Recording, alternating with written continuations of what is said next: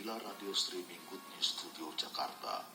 Kami kembali di udara melalui saluran digital streaming dengan channel gsjgoodnews.radiostream123.com, membawakan acara siarannya untuk hari ini, sebuah obrolan rohani. Sobat pendengar Good News, selamat mengikuti siaran kami bersama saya hambanya Yusuf Ruslim. Selamat mendengarkan dan tetap semangat. Bapak Ibu Saudara sekalian yang dikasihi Tuhan, kembali saya Yakub Kia akan menemani Bapak Ibu Saudara sekalian dalam acara Orkestra Obrolan Ringan Kesehatan Kejahteraan Kita Bersama, yang dimana pada saat ini kita sudah mendatangkan narasumber yang sudah bersama dengan kami.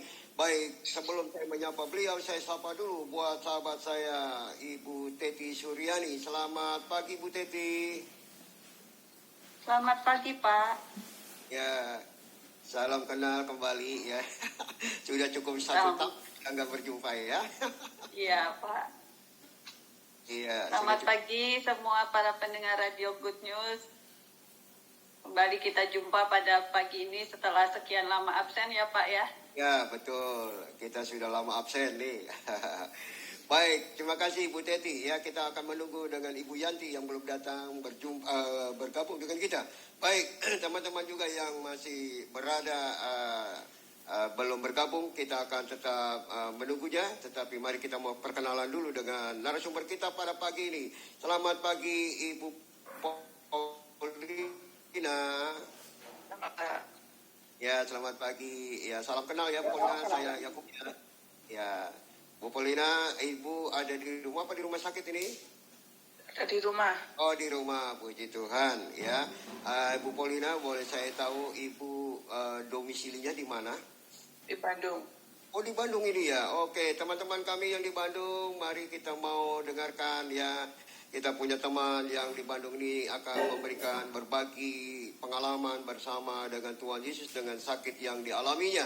Ya, kita tahu saudara, ya saya dan Ibu Teti Suryani juga seorang penyintas kanker yang terus berbagi pengalaman. Ya.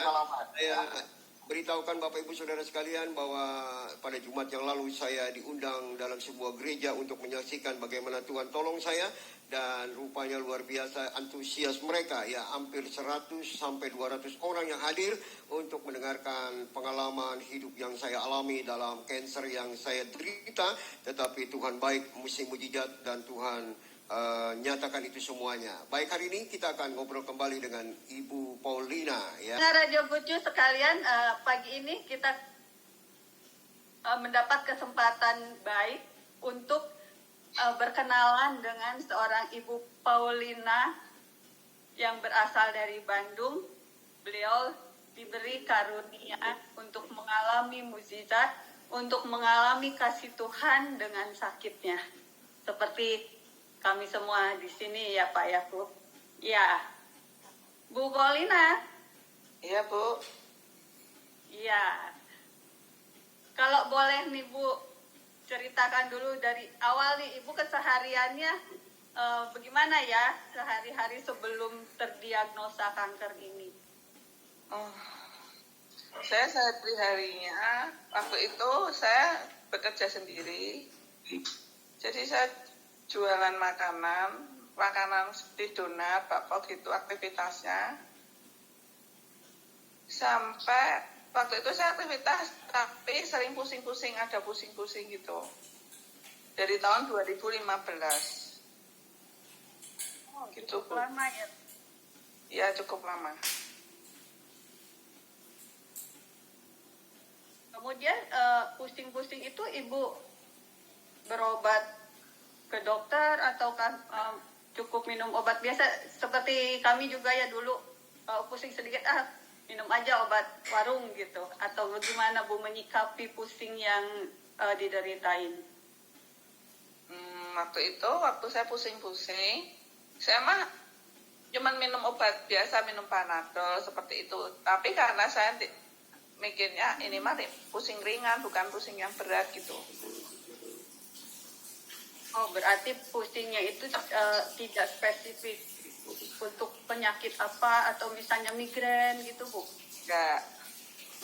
Oh, berarti pusing-pusing biasa juga kita harus aware juga kalau begitu Ya, ya.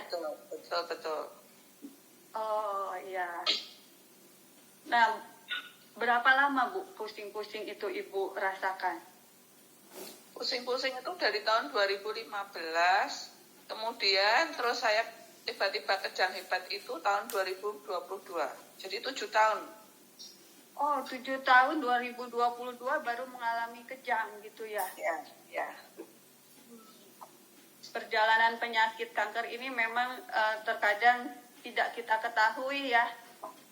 Ya, betul. Tahu-tahu ada aja gitu, sesuatu yang membuat kita lebih memperhatikan gitu ya Bu. Ya. Jadi selama dari 2015 ke 2022 ini tentu Ibu tidak merasakan sesuatu yang aneh gitu ya dengan pusing ini. Nah, kalau badan Ibu sendiri gimana Bu? Apakah ada yang berbeda juga? Enggak sih Bu, kalau untuk badan saya merasa baik-baik saja karena saya masih hobi badminton, saya masih bisa main, masih aktivitas seperti biasa, jadi saya tidak menganggap itu suatu penyakit yang besar buat saya waktu itu. Nah, ketika waktu saya kejang, itu baru saya ke dokter, sebelumnya nggak pernah ke dokter. Oh, berarti selama ini Ibu cukup sehat ya? Jarang bertemu dengan dokter. Ya. Oh iya. Dan selama itu juga aktivitas Ibu masih seperti biasa? Biasa. Oke, hebat juga ya. Nah, setelah kejang pertama itu Bu, kemudian apa yang dilakukan? Setelah kejang pertama itu saya ke UGD, saya pikir waktu itu karena belum tahu kalau kena kanker, saya ke UGD yang dipikir itu Bell's palsy. Bell's palsy, oke. Ya, karena waktu itu muka saya itu seperti ketarik ke kanan, miring. Mukanya jadi miring. Ya, mukanya miring ke kanan. Nah, dokter waktu itu dokter penjaga di UGD dipikir Bell's palsy, saya dirujuk untuk ke dokter syaraf waktu itu. Ke dokter syaraf waktu itu, tapi dokter syaraf bilang kalau dicek dari ciri-ciri Bell's palsy bukan, dia bilang. Diberi obat untuk Bell's palsy 3 hari, kalau tidak sembuh, dokter menyarankan untuk cek lab dan MRI waktu itu. Oke. Jadi dilakukan pemeriksaan lebih lanjut untuk mengetahui penyakit apa yang menyebabkan Ibu kejang gitu ya? Dari hasil MRI itu dikatakan hanya limfoma waktu itu. Belum ke CA otak waktu itu, cuma limfoma. Jadi dicek di area-area yang biasa kena kelenjar getah bening, di situ tidak ada, bersih. Oke. Jadi waktu itu terus saya ke dokter bedah karena saya sudah disuruh cek yang perut itu nggak ada, dicek di bagian area yang harusnya biasa kelenjar getah bening tidak ada semua. Jadi dari pihak keluarga, dari saudara saya, ditanya ke dokter bedah syaraf untuk menanyakan gitu. Waktu itu dokter bedah syaraf juga bilang langsung ini mending operasi, tapi waktu itu saya belum tahu kalau kanker otak juga. Karena primernya di otak, jadi bedah syarafnya dilakukan waktu itu. Saya operasi bedah otak waktu itu bulan April tahun 2022. Itu Oke, sebentar Bu, kita kembali sebentar. Mungkin para pendengar perlu lebih jelas ya, supaya kita semua itu jadi lebih aware gitu terhadap berbagai penyakit yang kita alami gitu ya Bu. Nah, bagaimana bisa sampai dokter menyimpulkan oh ini primernya di otak bukan di limfoma gitu? Oh ya, itu waktu itu saya disuruh USG abdomen yang di perut juga tidak ada. Oke. Dicek-cek ada adanya di otak waktu itu untuk disarankan untuk PET scan, tapi saya nggak melakukan PET scan waktu itu karena kalau dilakukan PET scan, kalau ternyata primernya di otak, tetap operasinya di otak waktu itu. Oh, jadi Ibu MRI ya tadi ya, atau CT scan? MRI. MRI di brain, kepala ya. Ya. Nah, dari situ baru kemudian diketahui primernya itu di kepala. Ya. Gitu. Ya. Oke. Kemudian pengobatan apa yang Ibu lakukan? Yaitu pertama saya setelah operasi pertama itu saya sempat hilang kesadaran Bu. Jadi kondisi saya turun waktu itu. Dibawa ke UGD, disaranin lagi oleh dokter bedahnya itu untuk operasi kedua. Jadi Setelah operasi pertama itu maaf Bu, dibuka kepala gitu ya Bu? Ya, dibuka kepala. Diambil selnya. Ya. Diambil di sel kankernya ini gitu ya Bu. Ya, betul. Kemudian si selnya ini diperiksakan atau Ya, apa namanya, diperiksakan, PA, ya, patologi ya, anatomi. Ya. Hasil PA-nya itu glioblastoma. Glioblastoma ini mungkin juga agak jarang ya Bu ya, Ya. yang mengalami glioblastoma ini. Nah, Ya, betul. kalau boleh sepengetahuan Ibu, kanker di otak jenis glioblastoma ini seperti apa Bu? Ini sepengetahuan kita aja ya, bukan teori gitu. Ya. Kalau karena saya nggak tahu apa itu glioblastoma, saya tanyanya ke Mbah Google waktu itu. Oke. Betul atau tidak saya tidak tahu, tapi waktu itu karena saya nggak ada penjelasan apapun, ya saya baca-baca cari infonya di Google waktu itu. Kalau di Google bilangnya itu kanker otak jenis glioblastoma itu jenis yang tinggi. High risk ya. Ya, jenisnya yang tinggi.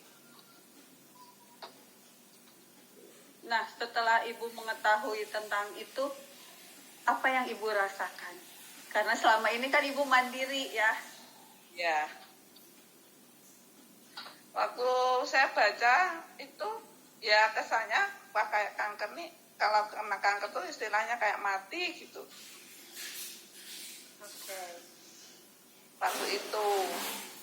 Tapi ya saya sih nggak mikir gitu. Ya nggak mikir kalau mati nggak harus sakit dulu kan, saya gitu bisa sewaktu-waktu, saya nggak tahu seperti itu Bu. Ya, semua sudah ketetapan Tuhan ya Bu. Ya. Oke. Nah, setelah operasi yang pertama, tadi Ibu sempat bercerita bahwa Ibu sempat hilang kesadaran. Ya. Ya, kemudian setelah itu bagaimana Bu? Kalau boleh diceritakan. Jadi setelah operasi kedua, sepertinya operasinya itu kurang berhasil Bu, karena saya jadi pelupa. Oke. Makanya, Kemudian? nah itu saya sempat drop, hilang kesadaran waktu itu. Itu karena di otak saya waktu itu ada nanahnya Bu. Oh iya. Jadi disarankan untuk operasi lagi yang kedua. Itu di bulan Mei waktu itu. Jadi dalam 1 bulan waktu itu saya tahun lalu operasi 2 kali untuk otak. Dibuka kembali kepalanya gitu. Buka kembali. Dan sekarang saya nggak ada tempurung yang di depan ini. Tempurungnya dibuang? Iya, Apa dibuang. gimana?